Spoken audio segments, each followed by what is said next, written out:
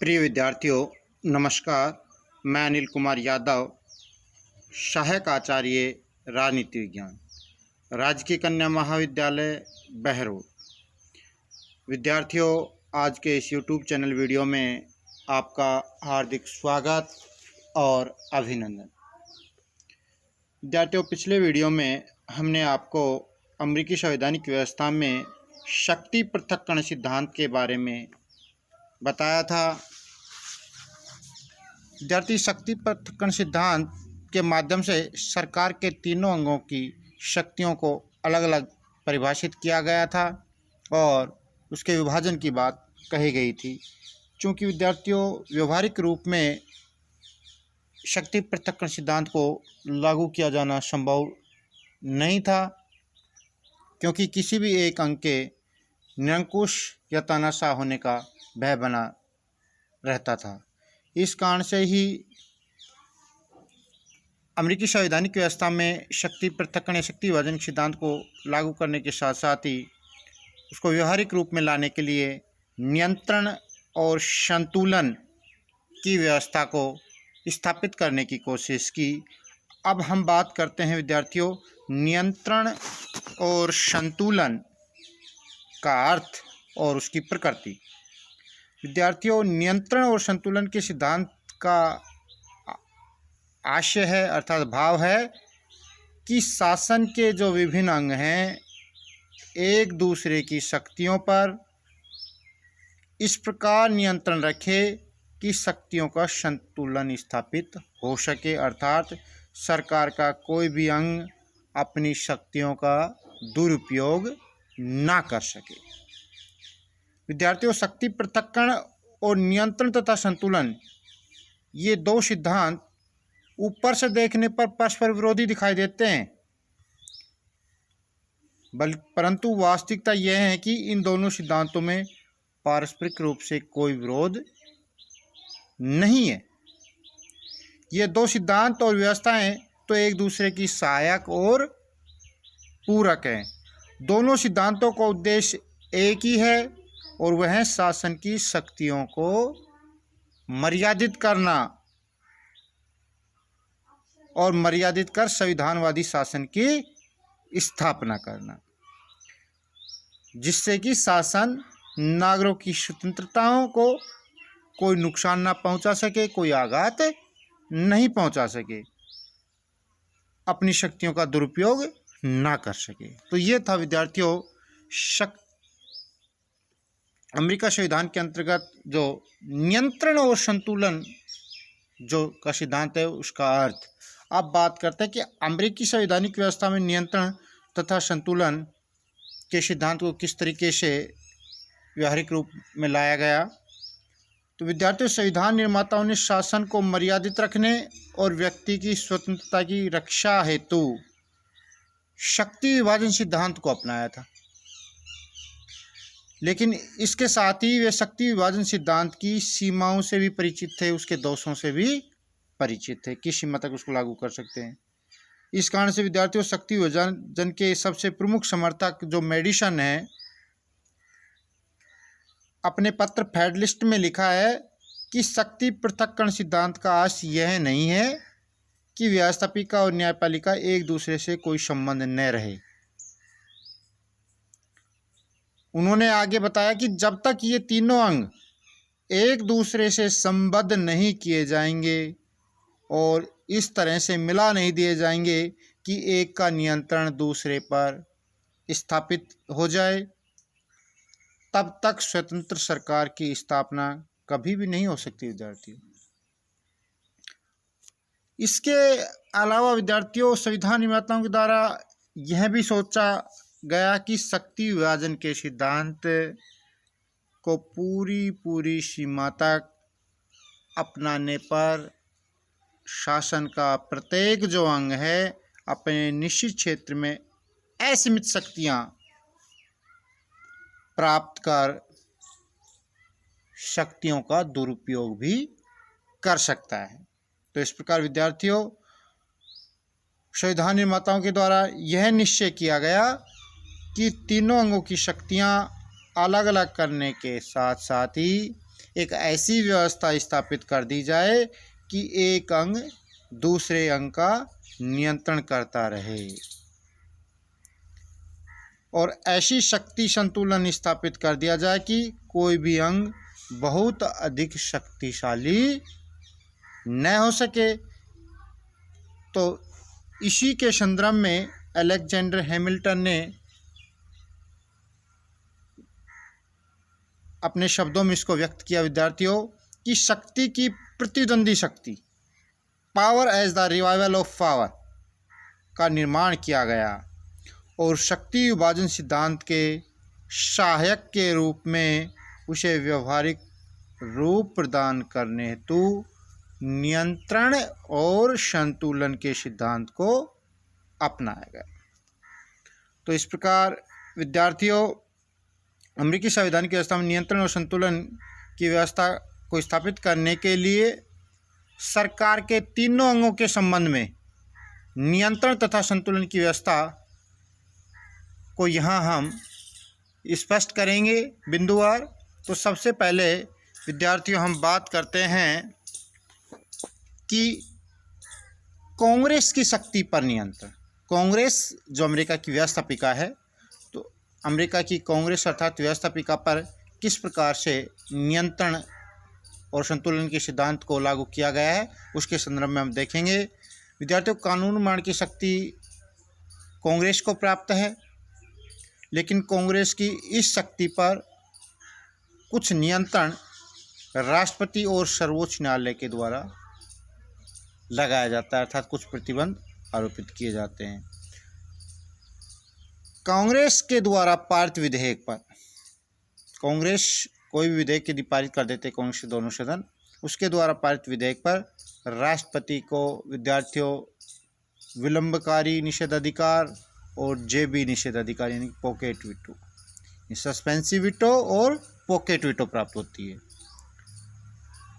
राष्ट्रपति को प्राप्त निषेधाधिकार की जो यह शक्ति कांग्रेस की कानून निर्माण की शक्ति पर एक प्रभावी नियंत्रण है विद्यार्थियों। तो विद्यार्थियों, आपने समझा कि कांग्रेस के द्वारा कोई विधेयक पारित कर दिया जाता है तो उस पर वीटो कर सकता है राष्ट्रपति। उसको दो प्रकार के वीटो यहाँ पर हैं, विलंबन निषेधाधिकार और जेबी निषेधाधिकार, यानी सस्पेंसिव टाल देना और पॉकेट वीटो जेब में रख लेना।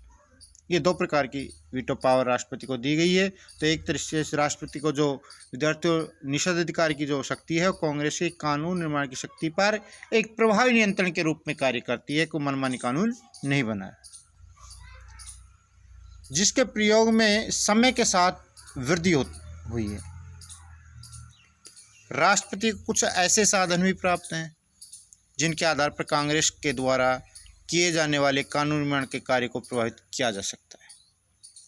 जैसे व्यवहार में राष्ट्रपति के द्वारा कांग्रेस को संदेश भेजा जा सकता है, राष्ट्र के नाम अपील प्रसारित कर सकता है राष्ट्रपति, कांग्रेस सदस्यों पर विभिन्न अनुग्रह करके नियुक्तियों के मामले में एक विशेष राजनीतिक दल के नेता के रूप में भी कानून निर्माण के कार्य को राष्ट्रपति के द्वारा प्रभावित किया जा सकता है।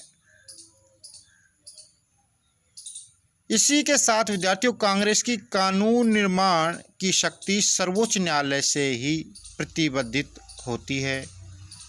संविधान की व्याख्या करते हुए विद्यार्थियों, सर्वोच्च न्यायालय के द्वारा ऐसे कानूनों को अवैध घोषित किया जा सकता है जो उनके विचार में संविधान की भावना के प्रतिकूल हो। तो विद्यार्थियों, कांग्रेस को कानून निर्माण की शक्ति प्राप्त है, लेकिन इस संबंध में उसके द्वारा अपनी मन मर्जी या मनमानी कदापि नहीं की जा सकती। उसकी शक्तियों पर कार्यपालिका और न्यायपालिका नियंत्रण रखती है। अब बात करते हैं विद्यार्थियों दूसरे बिंदु पर, राष्ट्रपति अर्थात कार्यपालिका की शक्ति पर नियंत्रण। राष्ट्रपति या कार्यपालिका की शक्ति पर किस तरीके से अन्य अंग हैं वो नियंत्रण रखते हैं, उस पर विद्यार्थियों हम यहाँ पर चर्चा करेंगे। तो विद्यार्थियों, राष्ट्रपति देश की कार्यपालिका का प्रधान होता है। अमेरिका में नामात्र और वास्तविक का भेद नहीं होता। राष्ट्रपति ही वास्तविक कार्यपालक होता है, लेकिन वह प्रशासनिक क्षेत्र में मनमानी करते हुए तानाशाह नहीं बन सकता। कांग्रेस के द्वारा अनेक रूपों में राष्ट्रपति की शक्ति पर अंकुश रखा जाता है। जैसे सर्वप्रथम राष्ट्र के वित्त पर कांग्रेस का अधिकार है।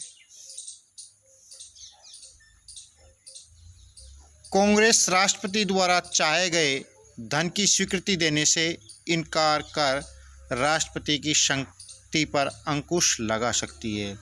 तो वित्तीय मामलों में संसद को अधिकार होता है और कार्यपालिका के द्वारा जब वित्त के मामले में अनुमति ली जाती है तो उस अनुमति को कांग्रेस के द्वारा रोका जा सकता है।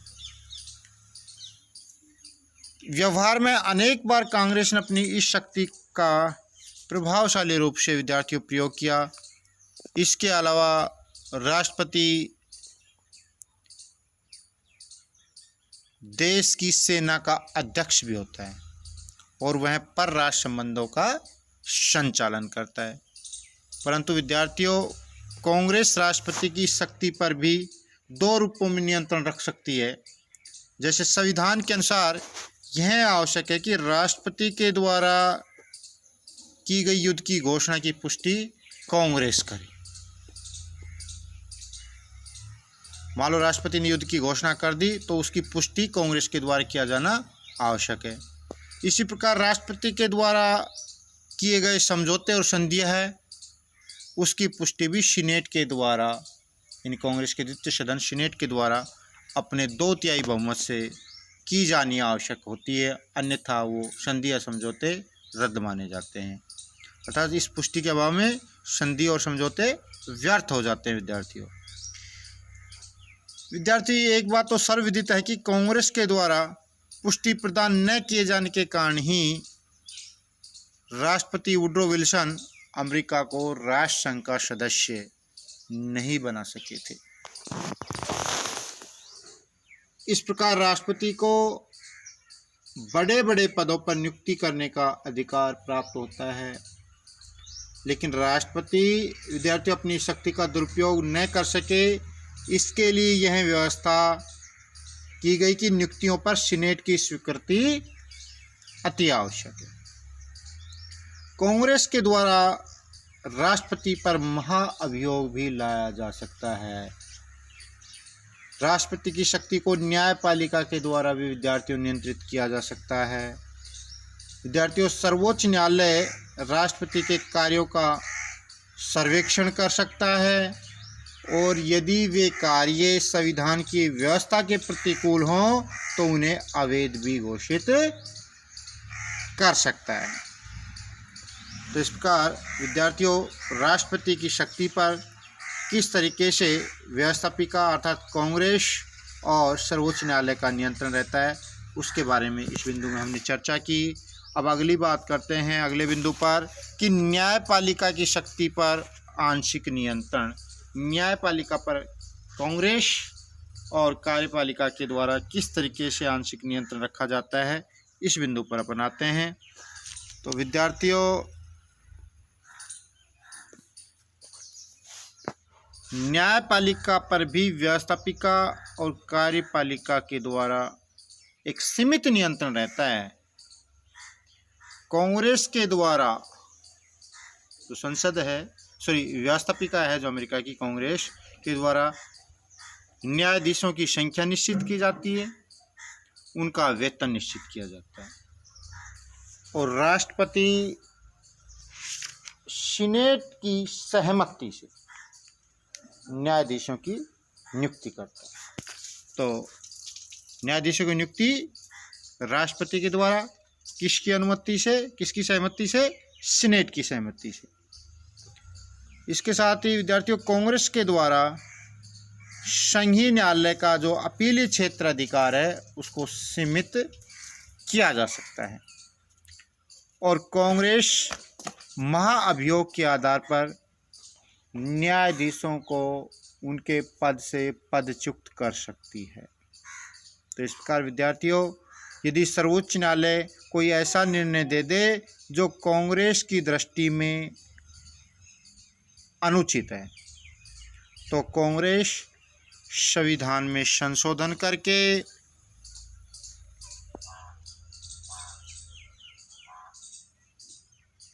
उसे उचित घोषित कर सकती है और लागू कर सकती है। राष्ट्रपति को यह भी अधिकार प्राप्त है कि न्यायपालिका के द्वारा दंडित किसी व्यक्ति को क्षमा कर दे, उसका दंड स्थगित कर दे अथवा दंड कम कर दे। तो इस प्रकार विद्यार्थियों, सरकार के ये अंग तो एक दूसरे को नियंत्रित करते ही, इसके अतिरिक्त भी कुछ और नियंत्रण होते हैं, जैसे कांग्रेस के दोनों सदनों का एक दूसरे पर नियंत्रण, संघीय सरकार और राज्य सरकारों का एक दूसरे पर नियंत्रण। तो इस प्रकार विद्यार्थियों, अमेरिकी संवैधानिक व्यवस्था में नियंत्रण और संतुलन के सिद्धांत को हमने 3 बिंदुओं के माध्यम से समझाया कि किस तरीके से कांग्रेस पर कार्यपालिका और न्यायपालिका का नियंत्रण रहता है, किस तरह से कार्यपालिका अर्थात राष्ट्रपति पर कांग्रेस और न्यायपालिका का नियंत्रण होता है, और किस तरीके से न्यायपालिका पर कांग्रेस और कार्यपालिका का आंशिक नियंत्रण रहता है।